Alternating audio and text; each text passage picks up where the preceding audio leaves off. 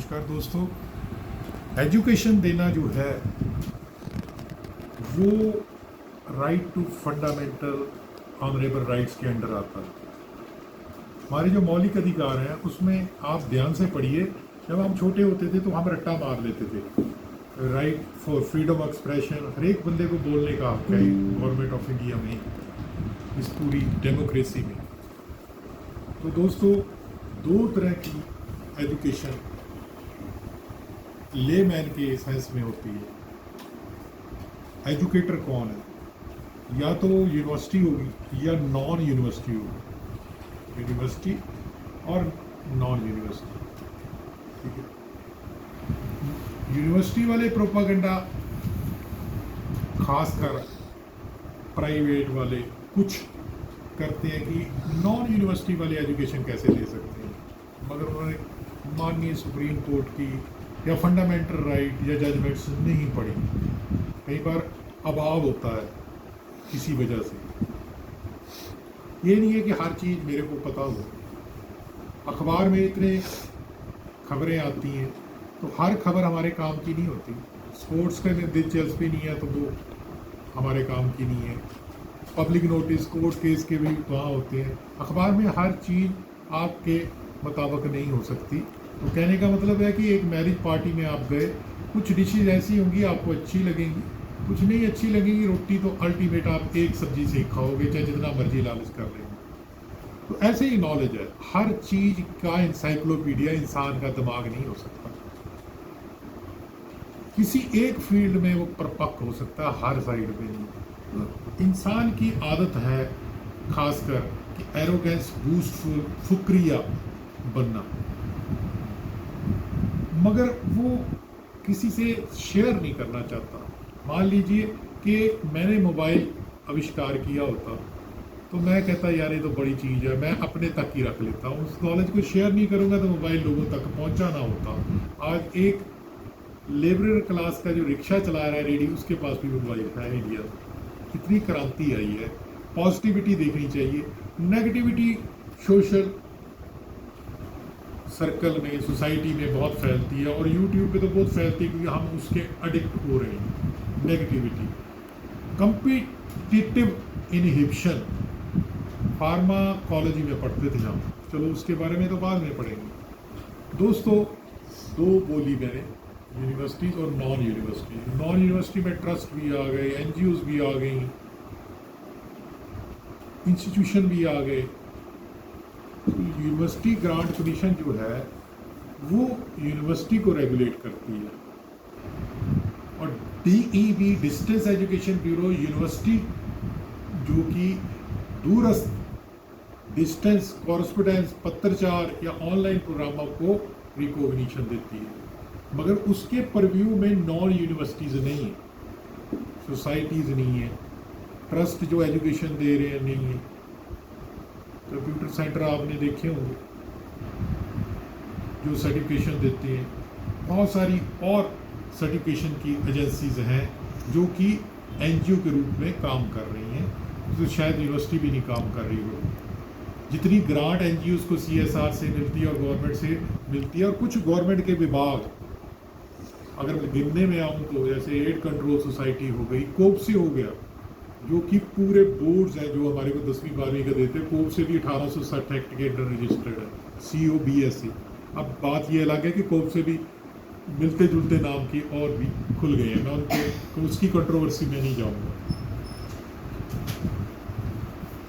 कई private board भी हैं जो 10वीं 12वीं देते हैं और यूनिवर्सिटियाँ एक्सेप्ट करती हैं उनको। क्यों? क्योंकि आजकल स्टूडेंट नहीं है जो 10वीं 12वीं में फेल हो जाता है, प्राइवेट बोर्ड से 10वीं 12वीं कर लेता है। उस टाइम वो यूनिवर्सिटी उनके अगेंस्ट तो नहीं बोलती कि ये 10वीं 12वीं कहाँ से करके आओ, कहे, और लेटर एंट्री भी देती है, BSc MLT में देती है, MSc MLT में देती है। विटामिन M का चक्कर है, क्योंकि सामने वाला बंदा परिपक्व नहीं है, वो क्रॉस सेक्शन नहीं कर सकता। उसको तो मिसगाइड एक बार करोगे, डराओगे कि ये चीज़ फेक है, वो फेक ही समझने लगेगा। हर को वो हर चीज़ को सांप ही समझने लगेगा। उसको कन्विंस करा दो कि ये चीज़ रियल है तो वो रियल ही करने लगेगा। ये माइंड का सेटअप होता है, बिलीफ सिस्टम माँ बाप से ही चलता है। और इन्फ्लुएंस करता है कई फैक्टर से, प्रेजेंटेशन से, अपने गुरु से। वो फिर क्या करता है, कैंडिडेट टू कैंडिडेट डिपेंड करता है। कभी अपना सर्टिफिकेट किसी संस्था को भेज देगा, कभी किसको भेज दे, देखना ये ठीक है, देखना ये ठीक है। इसका मतलब है कि एवेल्युएशन एजेंसी, क्योंकि यहाँ तो हर बंदा जज करने में लगा है। अगर एक संस्था वाला दूसरी किसी नहीं बनती, वो कहेगा यार ये तो ऐसा ही है, इसके क्रेडेंशियल ऐसे। चलो इस कंट्रोवर्सी में नहीं पड़ते, ये तो दुनिया पूरी नेगेटिव है। मगर किसी ने सच कहा, अगर सारी चीज़ें नेगेटिव होती, देखिए जिसने एरोप्लेन बनाया वो बड़ा पॉजिटिव था, जिसने हवाई जहाज बनाया कि उड़ना चाहता हूँ, मगर एक बंदा नेगेटिव भी था। वो कहते अगर जहाज गिर गया नीचे तो फिर क्या होगा, मर जाएंगे सारे। तो उसने पैराशूट का, हमें नेगेटिव वाले भी चाहिए बराबर जितने पॉजिटिव के। पैराशूट का इन्वेंशन जिसने किया उसने सोचा होगा अगर मैं गिर गया तो क्या होगा। तो जिंदगी में ये देखिए, मेल अगर प्लस है तो फिर मेल भी चाहिए नेगेटिव, बच्चा तभी होगा ना प्लस नेगेटिव। प्रोटॉन पॉजिटिव है, न्यूट्रॉन न्यूट्रल है और इलेक्ट्रॉन नेगेटिव है। ऐसे ही हमारे फूड्स में भी पॉजिटिव न्यूट्रल है। जैसे मिलेट्स है, वो पॉजिटिव फूड, आज की मोटा अनाज जिसको कहते हैं, आजकल मिलेट्स का रिवाज चला, लीड लोग खाते हैं, वही जो किस टाइम गरीब खाता था। तो दोस्तों ऑनलाइन में कई लोगों ने यूनिवर्सिटीज़ ने कोर्सेज शुरू किए। तो मेरी एक वीडियो और भी थी कि universities can not run online programme. Non university तो मैं पहले ही कह चुका हूँ कि वो दायरे में नहीं आते, प्रव्यू में नहीं आते। जिसके प्रव्यू में नहीं आते, एक यूट्यूबर 2-4 हैं कहते हैं बाबा जी जो भी RTI निकालते हैं नॉट इन प्रव्यू आ जाता। बेटा तुम्हारे भले के लिए कर रहा हूँ, ये नॉट इन प्रव्यू वालियाँ RTI लेटर कल को आने वाले में तुम लोगों को बचाएंगी। जो तुम सोच रहे हो कि बाबा जी ऐसी चीज़ कहते हैं नॉट इन, हमारे गुजरात वालों को बचा लो, भाई तुम लोगों को मिस गाइड करके मिस रिप्रेजेंट करते हो, सच बेचना नहीं जानते। अब बाबा जी बीच में कहाँ से आ गए। मैं रोस्ट नहीं कर रहा, बच्चे हैं, चलो गलती करते हैं। कि कई बार मेरी RTI की मोस्टली नॉट इन प्रव्यू वाला आता है, तो कई बंदे मेरे को रोस्ट करने में लगे हैं कि यार तुम्हारी में कंक्लूजन नॉट इन प्रव्यू आया। उसका भी वक्त आने पे जब हीट लगेगी, जब सेक लगेगा, तो वो लेटर ही बचा सकेंगी। फिर स्टूडेंट के रूप में इंस्टीट्यूशन वाले मेरे को डमी फ़ोन नहीं करेंगे कि वो प्लीज़ दे दीजिए हमें 100 रुपये में, 1000 में। मैं पहले ही कहता हूँ कमर्शलाइजेशन RTI नहीं होनी चाहिए, वो पब्लिक इंटरेस्ट में होना चाहिए। लोग तो पब्लिक इंटरेस्ट लिटिगेशन भी अपने पर्सनल इंटरेस्ट के लिए लगाते हैं, स्टडी कर लीजिए आप। तो दोस्तों ऑनलाइन में क्या हो रहा है कि हर बंदा बाहर जाना चाहता है। अब बाहर गया तो उसकी कईयों की PR नहीं होती, तो अगला दिमाग लगाता है कि इंडिया में मैं ऑनलाइन कोई यूनिवर्सिटी का कोर्स कर रहा हूँ, BA या MA कर लेता हूँ उन यूनिवर्सिटी से, ऑनलाइन ही पेपर दे दूँगा और UGC डिस्टेंस एजुकेशन ब्यूरो से तो वो रिकॉग्नाइज्ड है, तो मेरी जो वहाँ पे परमानेंट रेजिडेंसी पड़ जाएगी। अब नेचुरली जब वो डिग्री लेंगे ऑनलाइन तो उसको वैल्यूएट भी कराया जाएगा। कनाडा USA में PR के CRS पॉइंट होते हैं, CRS पॉइंट।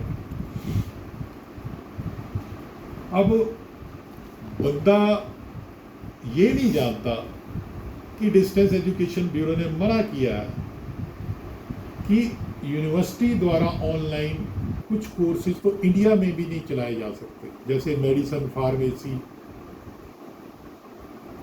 फिजियोथेरेपी, पैरामेडिकल, ये इंडिया में यूनिवर्सिटी नहीं चला सकती। या कोई कहे ना कि यूनिवर्सिटी में CMS ED ऑनलाइन देती हूँ,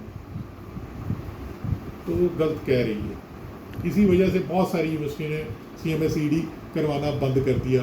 वो देखा देखी आए थे, मार्केट में चले गए, क्योंकि after all paramedical allied health में है, चाहे वो परव्यू में नहीं आता NCAHP एक्ट के। ये दूसरा विषय है, एक और वीडियो बनाऊंगा। तो दोस्तों मैं आपको दिखाता हूँ कि कोई फॉरेन नेशनल अगर इंडिया की कोई टॉप यूनिवर्सिटी में भी इनरोल हो जाए, तो गवर्नमेंट ने डिस्टेंस एजुकेशन ब्यूरो ने पब्लिक नोटिस निकाला हुआ है, वो निकाला हुआ है, मैं आपको दिखाता हूँ। कुछ यूनिवर्सिटी के बारे में भी उन्होंने एक्शन लेना शुरू कर दिया। कुछ मॉल प्रैक्टिसेस होती हैं, मगर नॉन यूनिवर्सिटी के बारे में प्रोपागेंडा बोल किया जाता है, बहुत ज़्यादा। माननीय कोर्ट में भी प्रोपागेंडा किया जाता है कि अधिकार एजुकेशन का सिर्फ यूनिवर्सिटी को है, नॉन यूनिवर्सिटी तो फ्रॉडुलेंट होती है। ऐसा नहीं बोलना चाहिए। तो फिर जो रजिस्टर्ड सोसाइटीज़ गवर्नमेंट ने बनाई हुई हैं अपने गवर्नमेंट के अदारे में, अब आप देखिए CCRYN भी एक सोसाइटी है, NR भी एक सोसाइटी है रजिस्टर्ड। अब मैं आपको रोकता हूँ यहाँ पे, दिखाता हूँ ये नोटिफिकेशन आपको समझाने के लिए। आपको दूसरा पॉज करके दिखाता हूँ।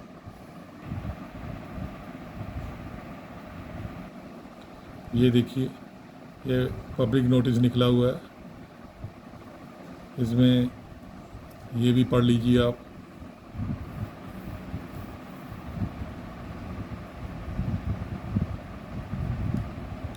ये ODL मोड में engineering, medical, physiotherapy, occupational, pharmacy, nursing, dental, architecture, ये प्रोग्राम नहीं चलाए जा सकते किसी यूनिवर्सिटी द्वारा। यूनिवर्सिटी, नॉन यूनिवर्सिटीज़ की बात नहीं कही। अब मैं पॉज करता हूँ, आपको अगला नोटिफिकेशन दिखाता हूँ। अब देखिए, इसमें ये पढ़िए। तो इन्होंने, क्योंकि 10 दिन की MBA भी नॉमेनक्लेचर अगर सेम है, UGC ने उसके बारे में भी किया है। 10 दिन का MBA कीजिए ऑनलाइन प्रोग्राम, उनको भी स्ट्रिक्ट एक्शन लेने के लिए कहा है कि यूनिवर्सिटी या कोई और। ये देखिए, ये पढ़ लीजिए। अब मैं और दिखाता हूँ। ये देखिए, UGC ने कहा हायर एजुकेशन इंस्टीट्यूट होती हैं यूनिवर्सिटीज़, HEI कहते हैं उनको, for non enrolment. Foreign national बंदा कनाडा बैठा है, पेपर देने आया नहीं है और यूनिवर्सिटी के कोर्स कर रहा है ऑनलाइन। यहाँ तक कि हमारे पास सब्सटेंशियल प्रूफ है, बहुत सारी यूनिवर्सिटी नॉन अटेंडिंग एडमिशन दे रही हैं, बंदा कनाडा में है, और फिर बाद में कॉन्सिक्वेंसेस क्या होंगे, फिर वो यूनिवर्सिटी मुकरेगी क्योंकि वो तो बंदा आया ही नहीं वहाँ पे, तो वो तो फॉरेन कंट्री में रह रहा है।